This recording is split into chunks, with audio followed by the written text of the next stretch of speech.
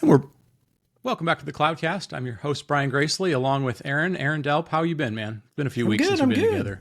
Yeah, it's been a couple of weeks since we've recorded a show together, so it's definitely good to see you. Yeah, no, good to see you. I know you've been traveling. We've both been traveling a little bit, but today we're going to dive into something that is a little bit behind the scenes of obviously what we've been talking about a lot, which is AI, but kind of right in your and I wheelhouse, which is how does this stuff get built? How does the infrastructure work? And most importantly, especially around AI these days, is it's such a big undertaking. It's such a big endeavor from a cost perspective, from a planning perspective. How are people building data centers? How are they planning for this? What should they do themselves? What shouldn't they do? So really excited today to have Scott Jarnagin, who is founder and CEO of Caddis Cloud Solutions, joining us from Texas. Scott, welcome to the show. Great to have you on. Thank you so much. Excited to be here. Yeah.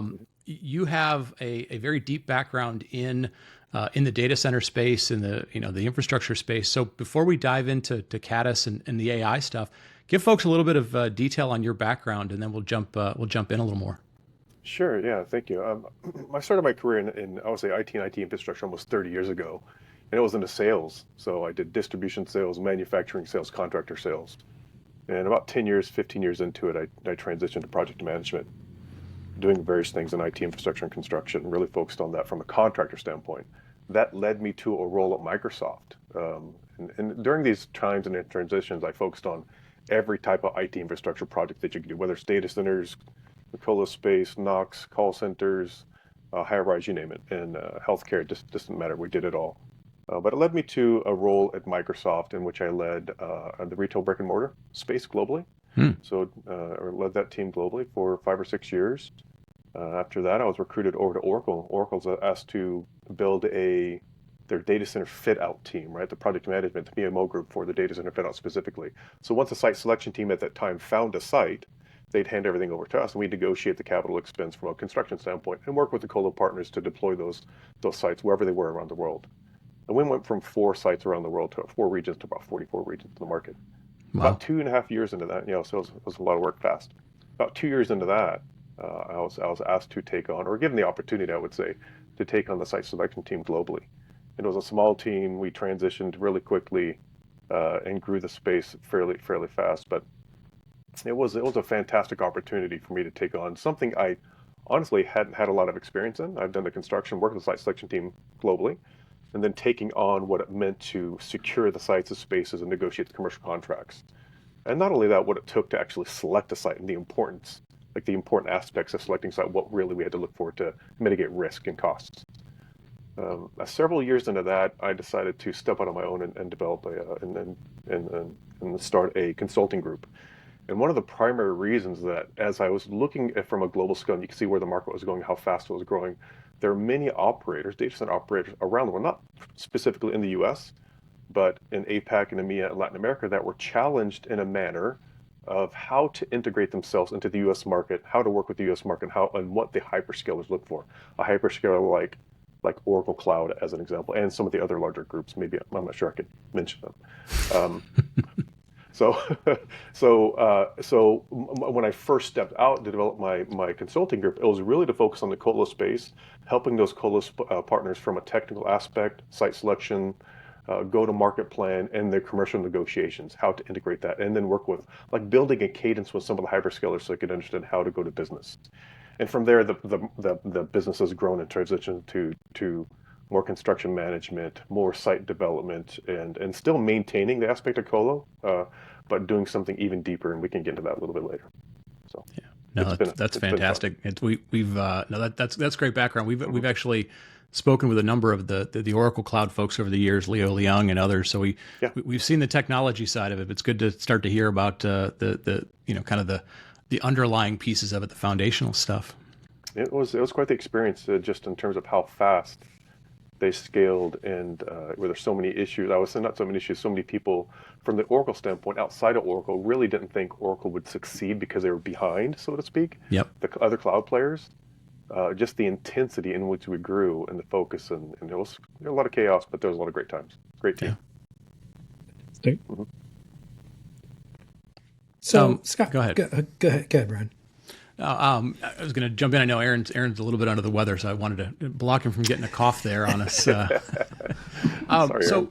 So let's look a little bit. Obviously, we've all been hearing about, I think the proxy that everybody sort of thinks about when they think about infrastructure with AI is, the quarterly number that comes out from NVIDIA, right? How much have they sold? And so people start to, backtrack into, okay, well, if they sold a lot, there must be a lot of GPUs going in, hence data centers are going in.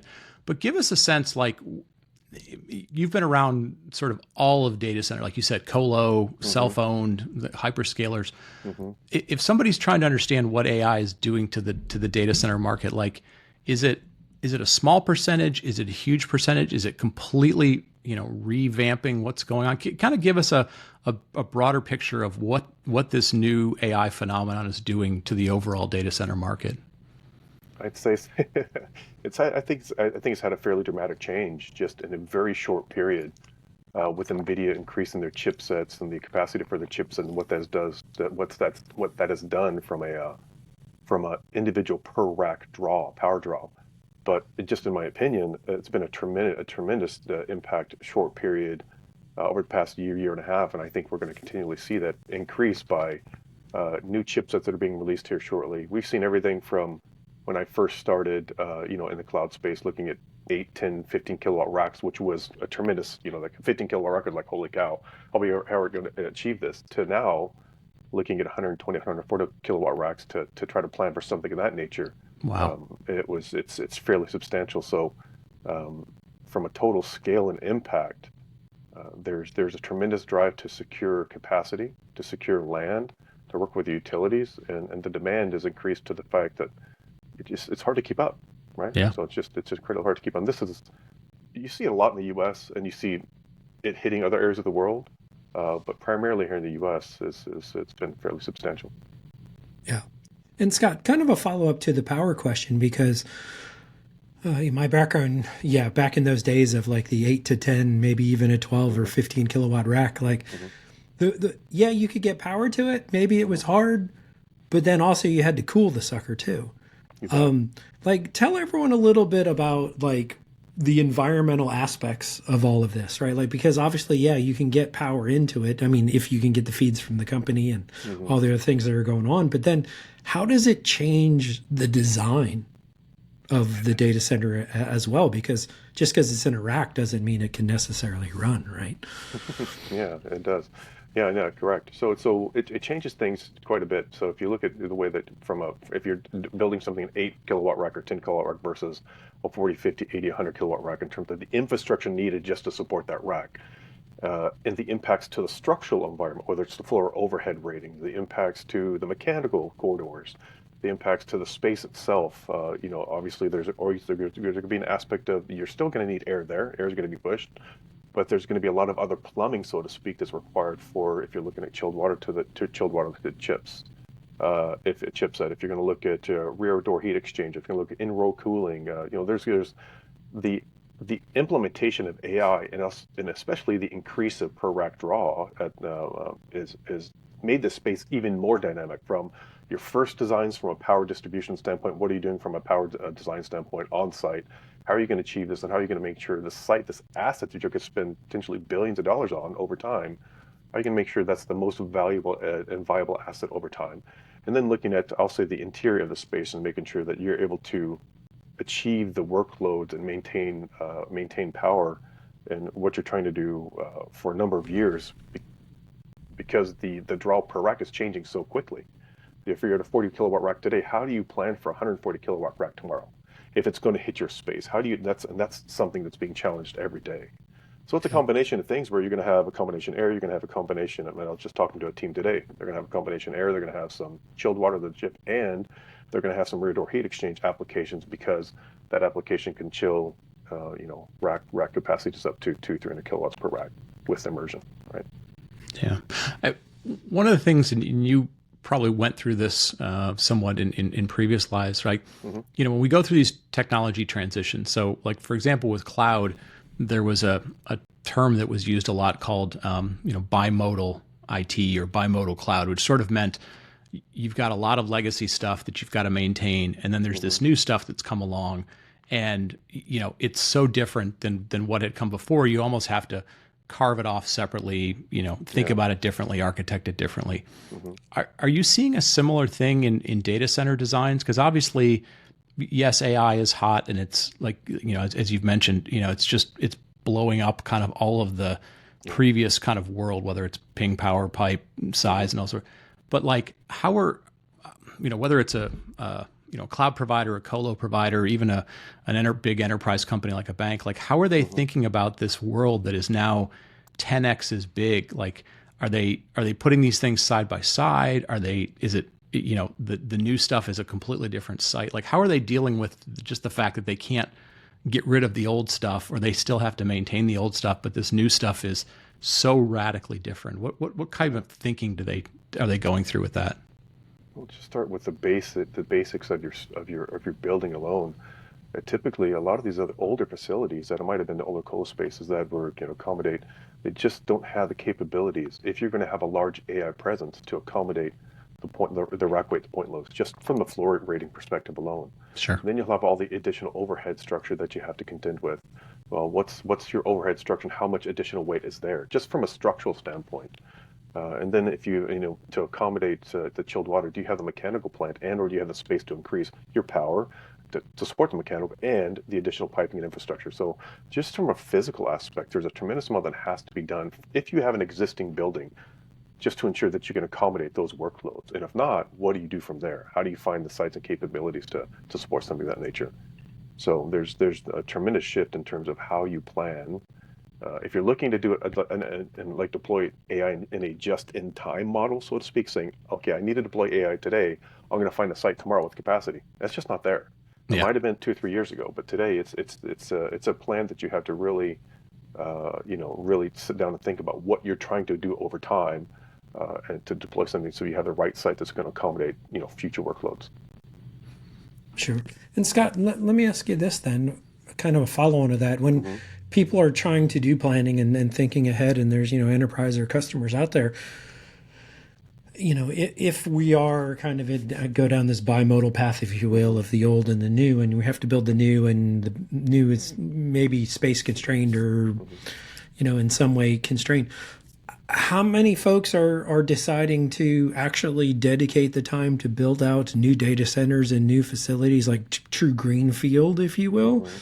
Or how many of them are just simply going to a really good colo, or some other kind of facility that specializes in this? Like, how much are folks you're talking to building versus just going and outsourcing it?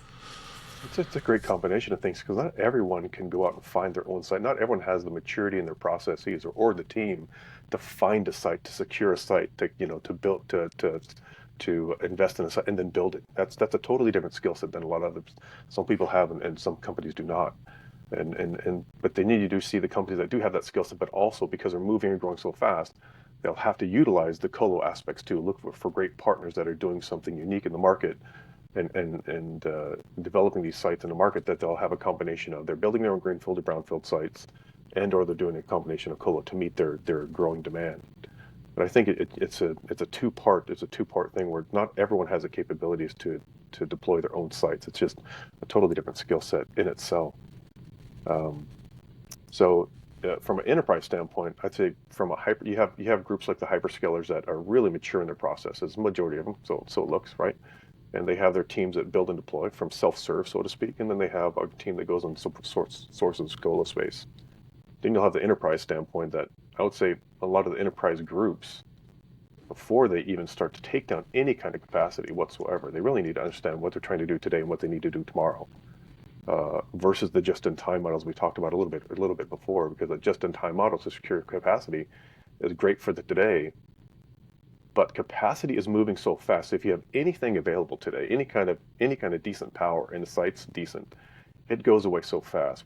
As an example, I was talking to a customer late last week about some potential capacity. Talked to the supplier. We're working with them on securing a colo space, but now the whole campus is going to be consumed by one customer. And so we either act incredibly fast to help your enterprise client, making sure they understand what the marketplace looks like today, making them understand and believe it. That's another case. so they can move fast enough to scale. Because if not, they're challenged in terms of meeting their overall growth requirements. Yeah, I'm curious if you were, obviously it's a very different conversation if you were talking to a colo provider or like your former employer, that on the sort of providing supply side for this stuff. If you were advising an enterprise, and obviously the answers could vary quite a bit, but if you were advising somebody, like what's the sort of framework that you would typically go through with them in terms of, how mature are you in terms of, do you really need to own your own capacity? What level of maturity would they typically have to sort of say, okay, now it's time to sort of invest in this because it's going to be part of our, our long-term, infrastructure requirements and application requirements. Like, how would you go about doing that? Like you said, given, how volatile things are, how fast things are moving, the level of investment you'd have to make. What would you typically do if somebody, kind of phoned you up and said, hey, I'm so-and-so with decent size enterprise, like walk me through this. Like, what does that look like? Yeah, it depends on, because they're not just going to be pushing just AI workloads, they're going to be pushing all their other applications too for workloads too. So really, and they have to determine what they're going to keep on-prem on their site today and what they need to move off-prem. Because sometimes it just doesn't it's not economically feasible for them to have and host unless you're a large enterprise and you have billions of dollars for them to host and manage their own site and facilities. So for overall scale. You got to trust in some of these colo partners that their job is to build and deploy capacity globally, and the efficiencies in which they implement around the world could truly benefit a lot of these a lot of the enterprise partners. So first things first is understanding what you're really trying to attain, right? Where your workloads are going to sit, on-prem versus off-prem. And then really develop your AI plans. What are you trying to do today, and what do you need to do tomorrow? If you have an application that you say you're going to need 5 megawatts today, what's going to be that increase over time? Is it going to be 5 megawatts every quarter, 5 megawatts every year, 5 megawatts every 2 years, whatever that is? And try to establish what that is. So you can go to a colo partner if you're not going to host it yourself and saying, okay, colo partner, I need to have this amount of capacity today. Well, let's say it's 10 megawatts, and I need to be able to scale 10 megawatts over 2 or 3 years. And making sure when you go to contract that or negotiate that, that's part of your discussions. So you secure that capacity. I know there's a lot of pushback on that because there's an implication of a lot of cash and capital. And some of these AI groups, enterprise groups, don't want to expend all that capital. But if you negotiate it correctly, and you're helping your partner, your customer, that it can be economically feasible if you do it right, where you take your day one capacity and then you start ramping over time, you pay for what you ramp into. And then second to that is that the enterprise teams, it would be to their benefit to really understand what the market's doing, how fast it's moving. And then really, if you're working with the colo and not working with someone like myself, there's a lot of other great brokers and a lot of great consultants out there. If you're going to take it on your own dime and you have a team, they should step back and slow down the process a little bit so you can start asking those colo partners, those developers, very, very hard questions.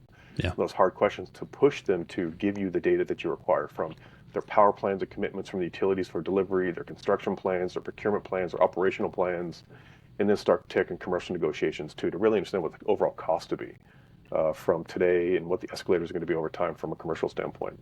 So there's a lot of hard questions, and then also get on site and do your actual own site due diligence. It's well worth the flight to go somewhere to take a look at that site physically to make sure that one, the building's really there. Two, you can see the aspects of the building to make sure it's going to meet your security requirements and the various aspects of operational data center usage. So there's some really hard questions that I think the enterprises should ask. And obviously, if they can't and they don't have the skill set, we're always here to help out. But they need to slow down that process a little bit because this investment that they're doing over time and the critical nature of that investment, it would behoove them to do that. It's in their benefit. Yeah. Scott, follow-up question that while you were talking about all that, made me think also about, sometimes like government regulations or government involvement, can be an issue in some of these things here in the States or globally. What are some aspects of that people should be thinking about as well? Yeah, interesting. I think everyone in the DC market that has anything to do with construction is acutely aware, even the government, which is odd, right? Acutely aware of the issues with our grid and the challenges to meet the demand, just from a data center standpoint. And of course, that doesn't include all the other aspects of what the grid has to meet in terms of power and growth.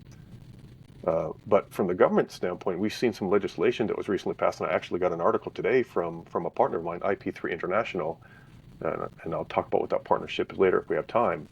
But they sent to me this act, the Advanced Act 2024, which was basically an act that the president signed off on, and there's an agreement all across the board that helps streamline the processes of licensing and increases the regulatory efficiencies for getting SMRs, kind of almost privatizing SMRs, small modular reactors, for power and deployment on sites. And I think that's a big thing, right? Because anytime you get into the nuclear space, there's the whole NIMBY issue, which is not my backyard issue. If anyone has ever watched a movie, if there's ever any kind of issue with nuclear, there's this massive issue with nuclear, and the SMRs, that the way they're built, they're so much safer, right? And they take a much less space on sites. And so from a power deployment, you've seen this legislation being passed, and the approval is to decrease, I'm not saying decrease regulatory requirements, but increase efficiency so these things get approved even faster for deployment, because it's critical.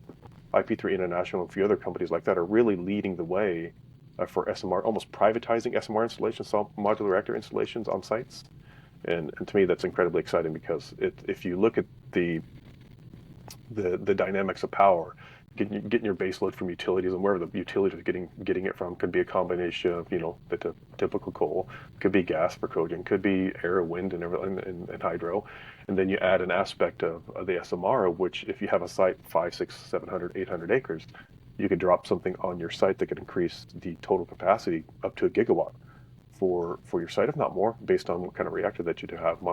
So that's incredibly exciting, that the government recognizes that, and they're helping achieve something faster, which is, I think, going to be a benefit for all.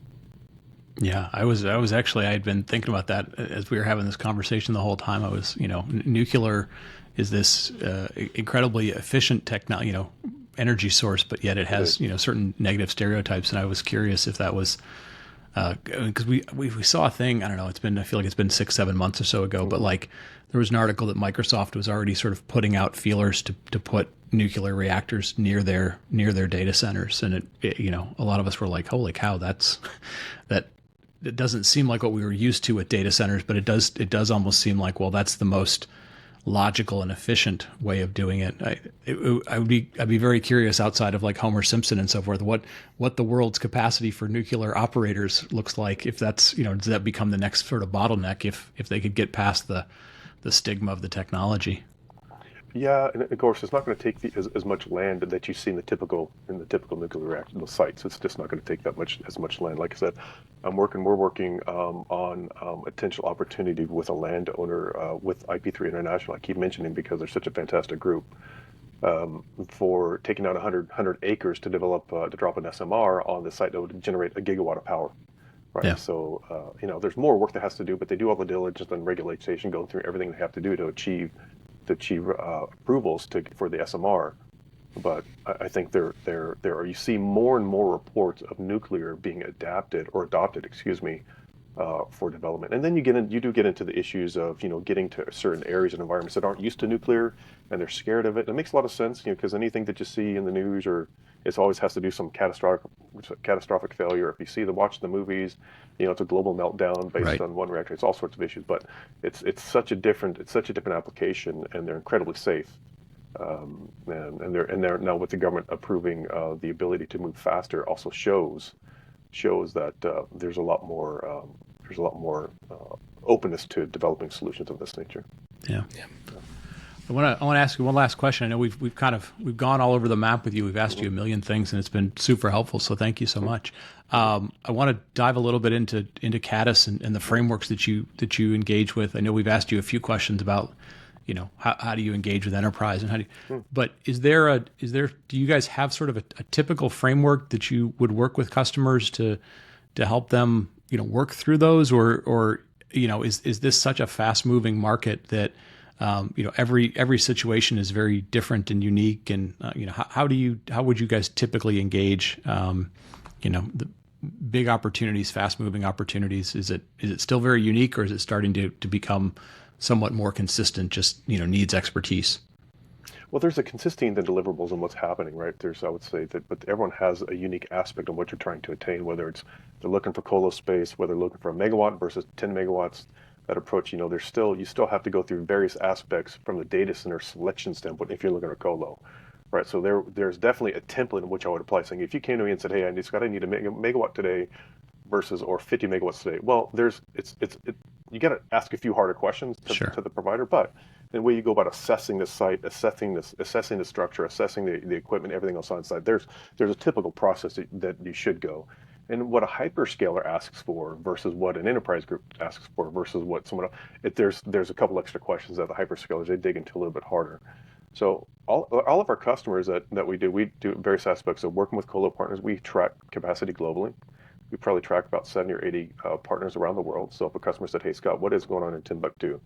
You say, well, here's what I know about what's going on in that area of the world. We have, five sites, 3 megawatts capacity today, tomorrow, Q1, Q2, Q3. We also have an aspect where we work with developers and capital partners, which we have secured through our joint venture, almost 4,000 acres just in the U.S. for development.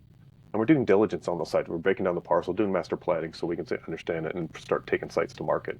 Now, when we start doing that, we will work with customers, larger hyperscalers or larger colo partners, developers, to take those sites to market, saying, "Hey, we have this asset, we've done this diligence. Would you be interested in doing X, Y, Z?" Right. So, from a development standpoint, and that's a timely and costly to get that done, but we're doing a lot of the work. And then we have other aspects in which we work with partners to deploy technologies, to do power planning, to do SMR planning, to do bring gas cogen. So we take an approach from a master planning standpoint depending on what the client looks like, to really saying, okay, what are you really trying to attain? And let's start walking through what the process is. If it's colo space and you're trying to get a colo, well, you need a megawatt today, you need 50 megawatts tomorrow. That's a process in which we have to plan to make sure contractually it's structured properly so it makes economic sense for you. And then from a development standpoint, the customers in which we're taking 100 megawatt site versus a gigawatt site are a little bit different, right? So there's not just everyone can take down a gigawatt site. So very, very specific customers which you're marketing things to. And then we'll work with enterprise groups too, from smaller scale type items from 500 kilowatts to megawatt, 2 megawatts. So we have various verticals we do work on that we provide our customer solutions on, and it goes from development to power generation, power planning, to planning for critical electromechanical equipment, and then getting further into the details of cooling sites and spaces, utilizing some of our partnerships, all the way to utilizing a group called Lone Star for disaster recovery, Lone Star Lunar, which this would be a whole nother show if you ever want to talk about what it means. If you ever looked up Lone Star Lunar, I could send you a link on what it means to provide disaster recovery solutions that are literally off planet. Oh, wow. Wow. We may have to dig into that someday, Aaron. You're fascinated with Mars, so we will. Exactly. Well, it's actually real. When I first heard of it, I just didn't believe it. I've talked to the company, the CEO, their workloads and their payloads that are going up are sold out, and it's a really fascinating solution. Interesting stuff. Scott, you have given us more in 30 minutes than I think Aaron and I could have read in weeks and weeks. Thank you so much for helping us really kind of understand this space a little bit. And obviously, like you mentioned, we've kind of just scratched the surface, but thank you so much for the time today. Aaron, any last thoughts? This was, we dug into a lot of stuff. Yeah, no, we dug into a lot of stuff, and then we even left with, hey, we got stuff for a whole other show. That's right. Well, listen, there's a lot out there. Yeah, absolutely. And folks, we've got, all the links to the things we talked about are in the show notes, links to Caddis if you want to engage with Scott's team. Obviously, lots and lots of, real hands-on experience at very, very good scale, both in the States and around the world. So, Scott, with that, we want to thank you for the time. Mm-hmm. Folks, appreciate you all listening every week. Thanks for telling a friend. Thanks for, asking questions. Thanks for, sharing all we do on social media. And so with that, on behalf of Aaron and myself, I want to thank Scott for the time today. And with that, we'll wrap up and we'll talk to you next week. Thank you, Brian. Thank you, Aaron. Very nice to meet you, and thank you for the opportunity. Much appreciated.